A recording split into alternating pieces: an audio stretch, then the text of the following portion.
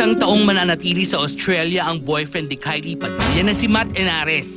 Kakayanin ba ni Kylie na malayo ng ganoong katagal sa kanyang kasintahan? Australia. May internship siya doon. 1 year. Kakayanin namin yan. Mas tahimik ba ang relasyon niya ngayon sa isang non-showbiz guy kumpara noong sila pa ng kanyang former boyfriend na si Aljo Rabrenica? Kasi ang messy na ng breakup dati, masyado kaming open. Oo, keep it a secret. Ayoko magsalita pero oo, ayoko na. Mas madaling magtiwala pag hindi showbiz. Tsaka gusto ko talaga yung pangmatagalan. Basta ang alam ko, marami pa rin ako natututunan ngayon. Hindi natapos yun. Iba kasi yung yun eh. Ayoko ikumpara. But then at least I know, kung may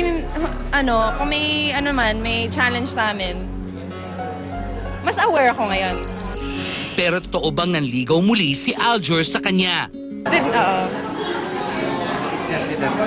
Didn't work. I tried my best.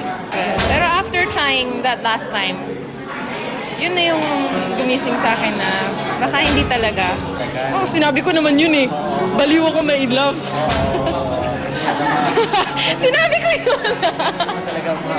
Panindigan ako. Mas may tiwala na ba ngayon ang kanyang amang si Robin Padilla sa mga desisyon niya tungkol sa pag-ibig?